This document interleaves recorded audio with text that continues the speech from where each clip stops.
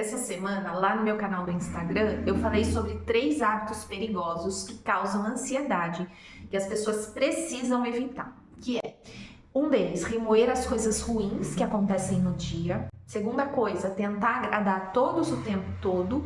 E terceiro, querer fazer tudo perfeito. Nesse vídeo aqui, eu vou explicar um pouco melhor como esses hábitos se formam nas pessoas. Eu sou a psicóloga Vanessa Ugliari e o objetivo com esse canal é te ajudar a se autoconhecer, para que você possa estar cada vez mais no comando da sua vida, para que ela fique cada vez mais leve e na direção que você quer. Então vamos lá, vamos falar sobre o nosso funcionamento. Por que será que as pessoas remoem as coisas ruins que acontecem no dia, mesmo sentindo que ficam mais ansiosas quando fazem isso? Ou por que será que uma pessoa tenta agradar todo mundo o tempo todo, mesmo conscientemente sabendo que isso não é possível e às vezes nem bom para ela, porque gera ansiedade, estresse, afeta a autoestima, porque a pessoa vai passando por cima dela mesma. Enfim, por que será que algumas pessoas fazem isso? Ou aquelas que querem fazer tudo perfeito o tempo todo, pagando um preço bem caro por isso, porque a ansiedade fica muito forte nessas pessoas. Muitas vezes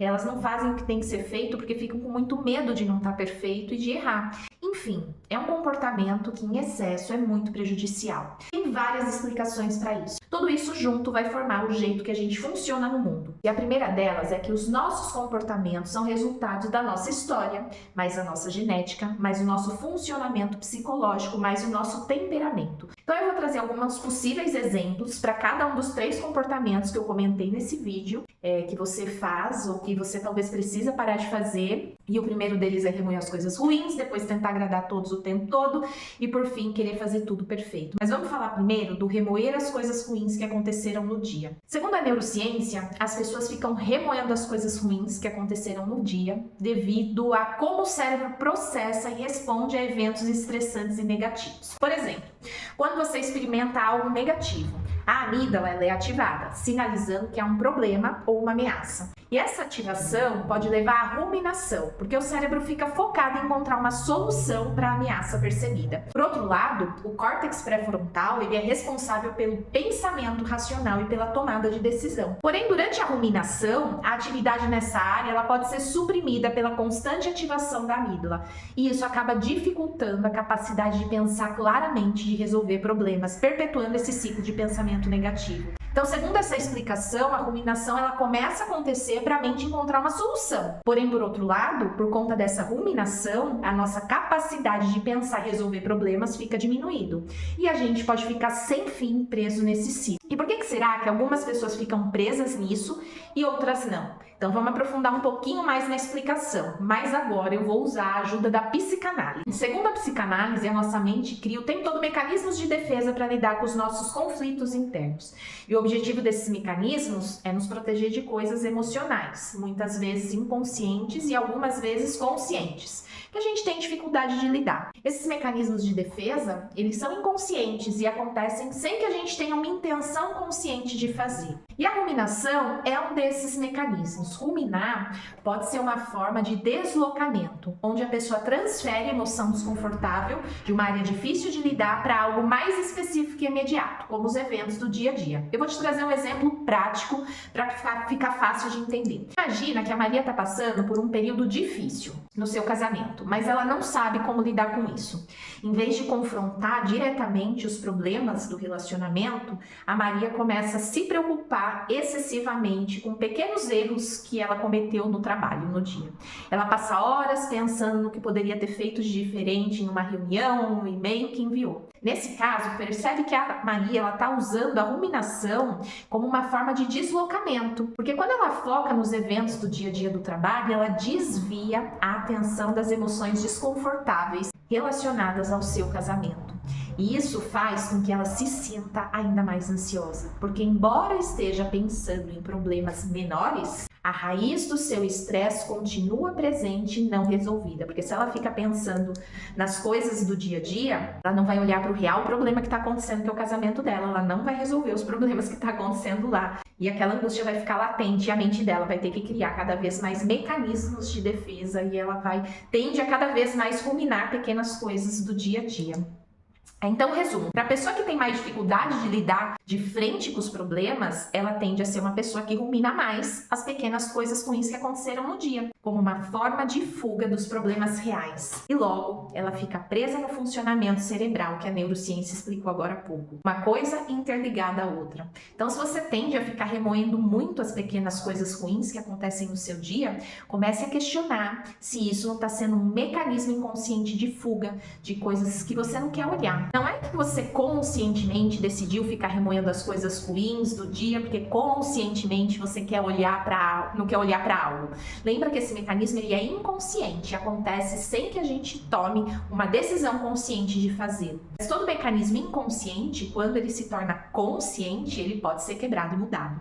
Então, se você tem o hábito de remoer muitas coisas ruins do dia a dia, você vai fazer o seguinte. Primeiro, se questione se você não está fugindo de algo que não quer olhar e comece a olhar para o que de fato você precisa resolver. Se você tiver dificuldade de fazer isso, uma boa terapia com certeza pode te ajudar. Segunda coisa, toda vez que você perceber que sua mente está remoendo as coisas, traz ela para o que você está fazendo no momento presente. Nem que você tenha que fazer isso 1000 vezes. Faz.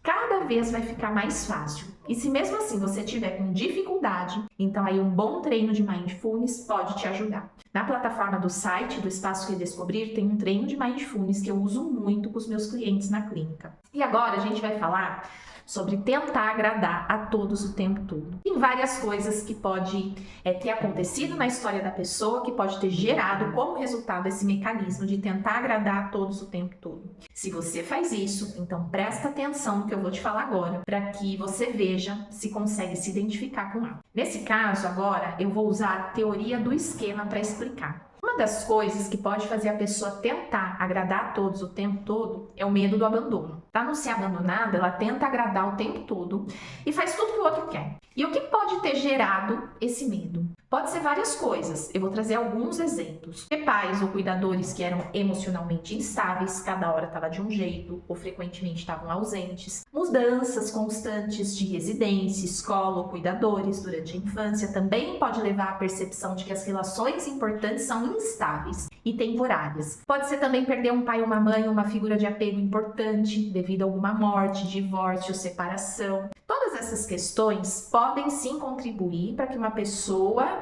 gere a programação de medo do abandono. Vê se você se identificou com algo. Se sim, anota aí. Se você não se identificou, calma que eu vou trazer mais explicação. Uma outra questão que pode gerar necessidade de agradar é a pessoa acreditar que não pode cuidar de si mesma ou tomar decisões independentes. Ao tentar agradar a todos, ela busca a aprovação e orientação dos outros para se sentir segura e capaz. E o que pode ter gerado isso é pais superprotetores ou ter ouvido muitas críticas na infância, como por exemplo, você não sabe fazer nada sozinha, pais que não estimularam a independência de seus filhos, coisas desse tipo. Percebe se você se identifica, se sim, anota, se não, calma que a gente vai para o próximo que tem mais explicação aí. Uma outra questão é a necessidade de agradar, ela pode ser gerada, uma outra questão é que essa necessidade de agradar, ela pode ser gerada quando uma pessoa necessita muito da aprovação dos outros para se sentir valorizada. Ela acredita que seu valor está diretamente ligado ao que os outros pensam dela. Então ela tenta agradar a todos para garantir essa validação. Isso pode ter sido desenvolvido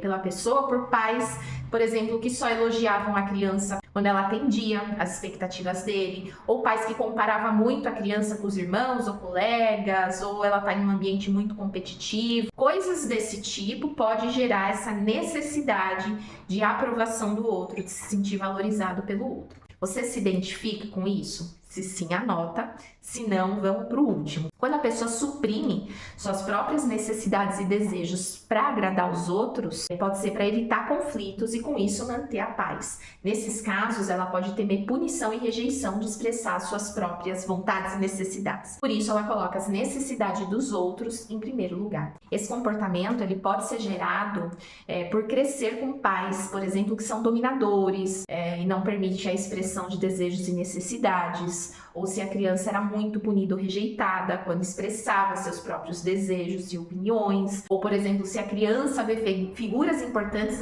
na sua vida que constantemente fica se subjugando aos outros, ela pode acabar internalizando isso como uma maneira de se comportar. Enfim, viu como são muitas coisas que podem estar por trás de um comportamento de agradar a todos o tempo todo? Então, se você tem esse hábito, você precisa identificar qual desses pontos que você se identifica, que bateu com você. Esse é o primeiro passo para que você saiba da onde vem esse comportamento. Depois, analisar o que você poderia fazer no lugar do comportamento de agradar o tempo todo. Que comportamento seria mais funcional? Em seguida, você vai começar a identificar no seu dia a dia toda vez que vem esse padrão de comportamento de agradar. E no lugar, você vai fazer o comportamento mais funcional que você pensou. Se você tiver com dificuldade de fazer isso, significa que talvez você precisa de ajuda psicológica para quebrar esse padrão.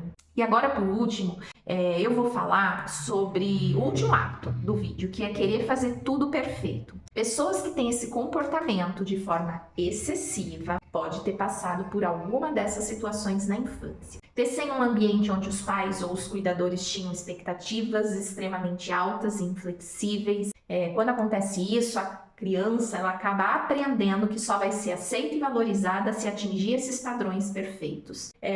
Também pode ser que essa pessoa constantemente foi criticada, seja pelo desempenho acadêmico, desempenho esportivo ou pelo seu comportamento também. Isso pode fazer com que a pessoa desenvolva uma voz interna crítica que exige perfeição. Então, receber amor e aprovação somente quando se é bem-sucedido ou perfeito, ou ter pais ou figuras de autoridade que também são perfeccionistas, pode levar a criança a imitar esse comportamento, acreditando que é a maneira correta de agir, né, de fazer. Para sair desse padrão, é preciso perceber de onde ele surgiu. Depois, cada vez que perceber que ele veio à tona no dia a dia, decidir fazer diferente, de uma forma que não se cobre tanto e que não gere tanta ansiedade. Eu sei que você deve estar falando ou pensando que é fácil falar, né, mas difícil fazer.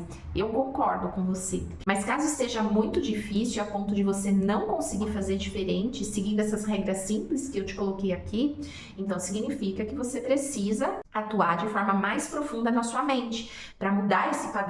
E nesse caso é necessário buscar ajuda psicológica, para um tratamento individualizado ou buscar um autotratamento, para que você tenha um passo a passo de como fazer para acessar as partes mais profundas da sua mente para fazer essas mudanças que você precisa. Eu espero que esse vídeo tenha ajudado você a identificar de onde vêm esses hábitos para que você possa começar a modificá-los.